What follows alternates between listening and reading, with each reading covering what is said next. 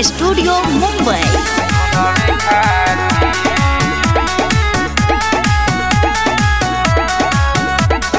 नौमी भूखेली नवरात भूखेली,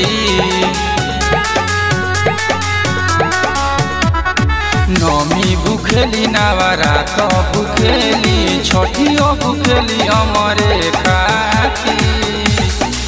बकी लइका होके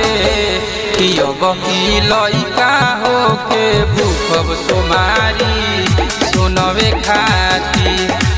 बकी लइका होके भूखब सोमारी सुनवे खाती।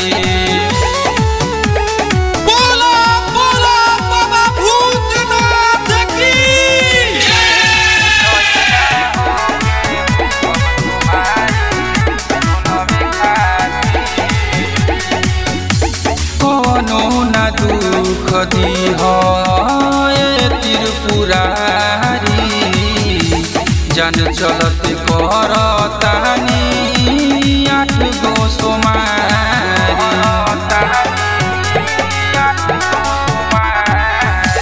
कोनो न दुख देह भोले दानी, जन खाती करतानी 8 सोमारी। क्यों तो बढ़िया नसाइल पुनवे खाती।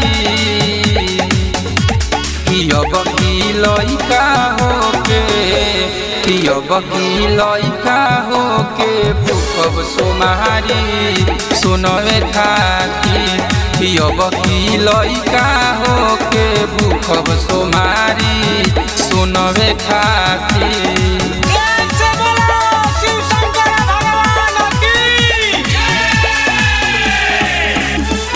गरिमा रिकॉर्डिंग स्टूडियो मुंबई।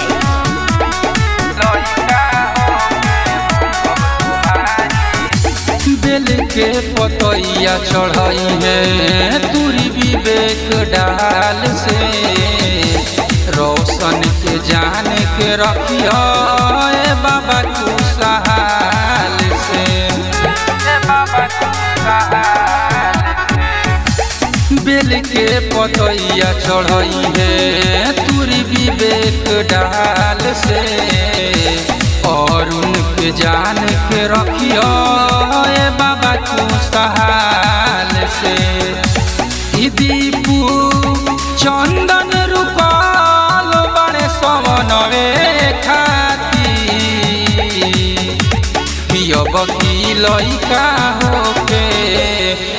बकी लइका होके भूखब सोमारी सुनवे खाती। बकी लइका होके भूखब सोमारी